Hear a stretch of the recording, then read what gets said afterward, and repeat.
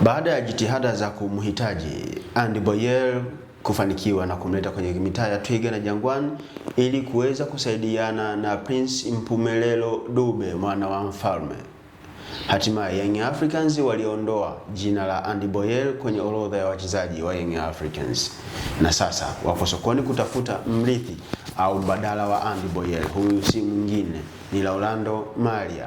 Huyu ni mchezaji ambaye anatajwa sana kwenye kikosi cha timu ya taifa ya Angola, si mwingine ni wa kuitwa Depu. Mimi ni Lusamwa Hamisi Lusamwa, niko na Leopard John. Hii ni The Golden Boot ya Annual TV. Tunaangalia kile ambacho Depu atakileta kwenye kikosi cha Young Africans baada ya aliyeletwa kuitumikia Young Africans kwa maana ya Andy Boyel kuondoka na kushindwa kudeliver kile ambacho alichokuwa amekusudiwa kukileta ndani ya kikosi cha Young Africans. Leopard, Young Africans walimleta Andy Boyel kwa lengo la kusaidiana na Prince Mpumelelo Dube Mgadafi, mwana wa mfalme, lakini hakufanikiwa kumshawishi mwalimu Froz, na vile vile ni kama ameshindwa kumshawishi mwalimu Pedro Gonçalves. Kitu gani tukitarajia kutoka kwa Depu? Atakuwa na impact ya moja kwa moja na kuleta ile perfect replacement ya Andy Boyel kwenye kikosi cha Young Africans? Inawezekana kwa maana Laurando Malia, mshambuliaji anayepiga katika timu huko nchini Poland, ni mchezaji ambaye bado kwa sehemu anahitaji mafanikio kwa kiasi fulani, kwa sababu ukiangalia ni mchezaji ambaye hata kwenye timu ya taifa ya Angola amekuwa hana huo uhakika wa kuweza kupata nafasi sio tu ya kucheza bali kuitwa kwenye kikosi cha kwanza cha mwalimu Patrice Benaubele katika michuano mbalimbali ambayo Angola imekuwa inashiriki. Tumeshuhudia Angola katika michuano ya AFCON, jina la Maria haikuwa sehemu ya squad. Kwa hiyo unaona bado sio national team material. Young Africans wanaingia kumtafuta mchezaji ambaye by the way kwenye national team call up amekuwa haonekani, lakini sio mbaya, sio vibaya. Huenda akiwa na Young Africans ndio ile tunasema safari yake ya national team itakapoanzia. Lakini kimchezaji Young Africans ni sehemu sahihi kwa mchezaji kuitwa timu ya taifa ya Angola kuliko huko Poland anakocheza. Of course, kwa sababu national team always ni current performance moja kwa moja ndio ambayo inamata. Yani haiwezi kuwa ngumu ama haiwezi kuwa rahisi kwamba wewe kisa huko Poland and then unakaa bench ndio uwe kigezo cha kuweza kuwa national team call up na kuweza kuwa regular starter. Tumeshuhudia katika kikosi cha kwanza cha Angola katika michuano ya AFCON, tulikuwa tunawaona wakina Hugo Marcus walinda milango ambaye yuko Petro ambao wana compete katika michuano ya ligi ya mabingwa barani Afrika, lakini alikuwa anaanza kwenye kikosi cha kwanza kwenye kikosi kama vile kina Dominique walinda milango ambao wako nje ya bara la Afrika. So always ambacho kinamata ni performance ya moja kwa moja katika hii michuano ya national team ambayo inahusishwa. Lakini by the way ukimzungumzia Laurando Malia, binafsi ni mchezaji mzuri ambaye kiuchezaji huenda akaingia kwenye falsafa ya mwalimu Pedro Gonçalves, kwa maana huyu Malia alikuwa ni sehemu ya vijana ambao walipita katika academy ya nazungumzia kule nchini Angola wakati Pedro akiwa yupo katika zile academy za timu ya taifa ya Angola wakati huo. So ni mchezaji ambaye anafahamiana vizuri tu na kocha Pedro Gonçalves kwa kiasi fulani, lakini by the way ni mchezaji ambaye tunafahamu falsafa za wachezaji wengi ambao wametoka nje ya bara la Afrika wakija katika ligi ya bara la ligi ya Afrika moja kwa moja kuweza kuperform imekuwa ni ngumu, kwa sababu mazingira yanakuwa hayawi favorite moja kwa moja compared na ile pressure ambayo anakuwa anaipata. Lakini in terms of performance, Di Maria, namzungumzia Maria, yuko vizuri katika hilo eneo, kwa sababu tumeona katika dirisha hili la usajili Young Africans wanahusishwa na washambuliaji wawili ambao wote ni raia wa Angola. Tulimuona Wilson Dara, lakini ambaye yeye yupo timu ya taifa. Yeye alikuwa ni call up na amefunga mchezo, alifunga bao katika mchezo mmoja wa timu taifa ya Angola. Kwa hiyo naona Young Africans kama akimpata Maria, huenda akawa amempata chaguo sahihi ambaye anaweza akawa ni replacement nzuri ya Prince Dube kwenye kikosi cha kwanza, lakini pia anaweza akakuofa katika eneo la nyuma ya mshambuliaji, kwa maana eneo la namba 10 ambapo Young Africans ilisha kumuongeza maarufu Chakei, lakini pia wana advantage ya kumtumia mtu kama vile Maria katika hilo eneo, hasa katika eneo la ubunifu. Tuangalie kwanza performance yake akiwa na hiyo timu yake huko nchini Poland. Amekuwa ni mchezaji wa aina gani? Amekuwa akipata nafasi ya kucheza au ni mchezaji ambaye amekuwa akistruggle kupata nafasi ya kuingia kwenye kikosi cha kwanza cha timu yake ya sasa?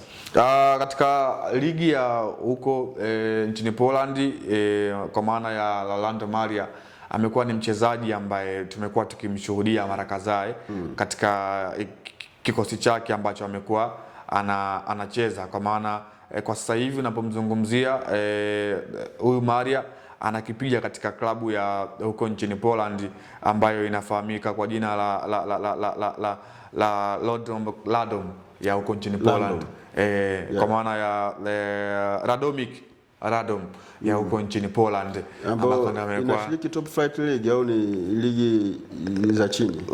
Radom inashiriki katika, tunasema ile ni kama vile ligi daraja la, yani kama vile kwetu ni championship ya kule nchini Poland.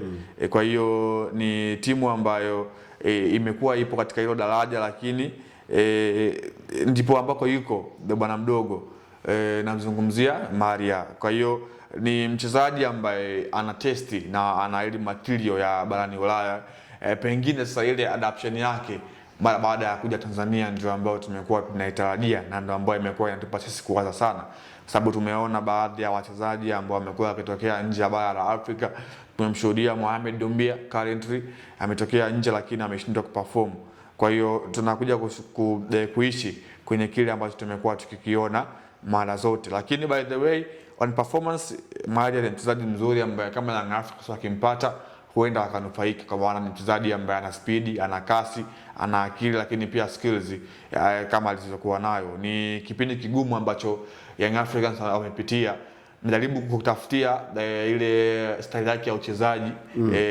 Kwa siku za hivi karibuni mchezaji ambaye waweza kusema yupo katika zile falsafa zake, anaweza akawa ni brand ni ya Saidon Dibazonkiza alivyokuwa na Young Africans, ndivyo ambavyo yupo bwana mdogo Maria, kwa maana anaweza akakuofa katika speed, anaweza akakuofa katika eneo la namba 10, kwa maana kuwa creativity ndio sifa yake kubwa katika hilo eneo, kama ambavyo alivyokuwa Saidon Dibazonkiza. Sasa ukija kuangalia timu yake ambayo anachezea sasa, kama angekuwa ni regular starter kwenye kikosi chake, unadhani kulingana na profile ya Poland angekubali kuja Tanzania kama angekuwa ni regular starter kwenye kikosi chake hicho cha timu ambayo inashiriki ligi daraja la kwanza nchini Poland?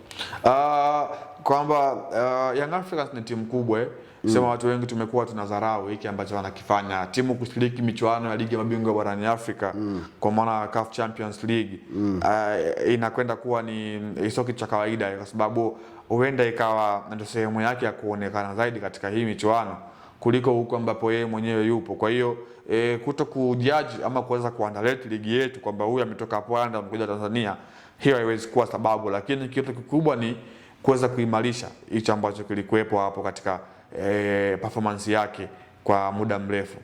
Kwa msimu wa mwaka 2025-26 ambao umeanza, amecheza michezo 9, amefunga bao 1. Rate yake ikoje hapa? Yeah, of course katika timu yake ya Radom ameonekana katika mechi 9 huku akiwa amefunga goli 1 na unaona katika siku za hivi karibuni katika timu ya taifa ya Angola amefunga mabao 25, mabao 15 na amecheza michezo 18. Yeah, kwa hiyo unaona ni mchezaji ambaye by records namba zake kwa sehemu zinaweza zikawa zinambeba, lakini jaribu kuangalia katika aina ya timu ambazo amepita, Petro di Luanda, Sagrada Esperanca, Lectavio Kala, Academica Robito, kuna hii hapa Vojvodina kwa mkopo mara baada ya kwenda huko nchini Poland. By the way ni mchezaji ambaye anaweza akakupa kitu kwa kiasi fulani katika uwepo wake ndani ya Young Africans.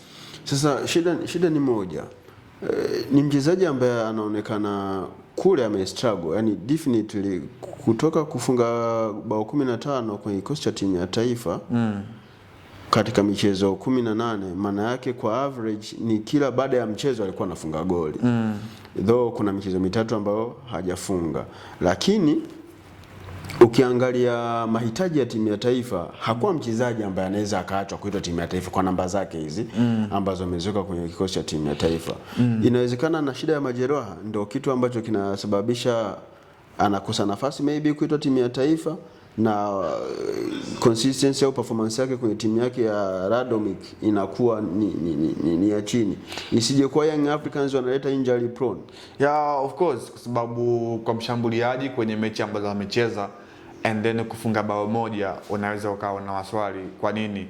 Pengine yeye ni mzuri katika kushambulia, ama mwalimu huwa anamtumia nafasi nyingine tofauti na hiyo ya ushambuliaji. Lakini by numbers, kwa mshambuliaji kuwa na bao moja kwenye mechi 9, numbers ambazo zinashangaza kidogo. Ukiangalia vitu vili tofauti.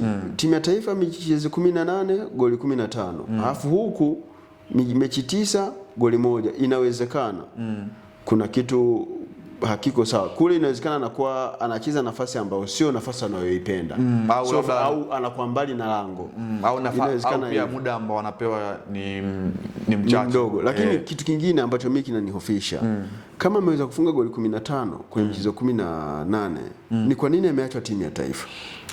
Angola ina watu katika eneo la kushambulia, lakini sio kwa namba hizi. Namba hizi huwezi kumwacha. Yaani hata uwe na watu kiasi gani. Kuwa na average ya kufunga kwenye just imagine kwenye coast ya Angola kuna mtu kama vile Patience Mabululu. Huyu hawezi kuwa na namba kubwa kama huyu. Kuna mtu kama vile Nzala kwenye hilo eneo alikuwa anafanya zuka mchana ya AFCON. Hao wote ndio washambuliaji viongozi. Tukizungumzia namba. Same Dala naye pia kwenye hilo eneo anaweza akawa anacheza vizuri na vyema. Na kwa kuweka sawa hapa, Depu anakipiga katika ligi ya extra klasa ambayo inaitwa hivi, ambayo hii ni ligi kuu ya nchini Poland, ambapo ligi hii ilianzishwa mwaka 1927 huko nchini Poland, na inahusisha timu 18 katika hiyo ligi ya huko nchini Poland. Kwa hiyo unaona anacheza katika klabu ambayo ipo katika msimamo ama katika ligi ambayo ligi kuu huko nchini Angola. Kwa hiyo unaona sio kitu rahisi nchini Poland. Angola tena ndugu yangu. Nchini Poland. Kwa hiyo unaona ni timu ambayo kwanza ina historia pale nchini Poland. Nchini Poland maana tangu mwaka 1910 ndio ambayo imeanzishwa huko nchini Poland. Kwa hiyo Young Africans kama wakimpata, wanaweza kama wamepata moja kati ya kitu kizuri na product ambayo inaweza ikawa ni project kwa miaka ya hivi karibuni, kwa maana miaka 25 bado wanaweza wakamtumia kwa kipindi kirefu kidogo. Laurindo Maria, mchezaji ambaye Young Africans wako so close kumsajili, ni kitu gani atakuja kukiofa kwenye kikosi cha Young Africans? Tuweke tu akiba ya maneno, tusije tukaminishana kwamba ni yeye kama ilivyokuwa kwa Mama Dudumbia. Ingawa Laurindo Mario anaonekana kuwa na namba nzuri, hasa akiwa na timu yake ya taifa ya Angola, kitu ambacho kinatoa matumaini kwa watu wengi ambao wamekuwa wakimfuatilia na wanaoiunga mkono Young Africans na kuamini kwamba wanaenda kumpata mchezaji mzuri. Tujipe muda tuone kitu gani kitatokea endapo Young Africans watafanikiwa kumsajili na kumleta kwenye ligi kuu Tanzania bara. Mimi ni Rusama Hamisi Rusama, nilikuwa na Leopard John. Hii ilikuwa ni The Golden Boot ya Annual TV.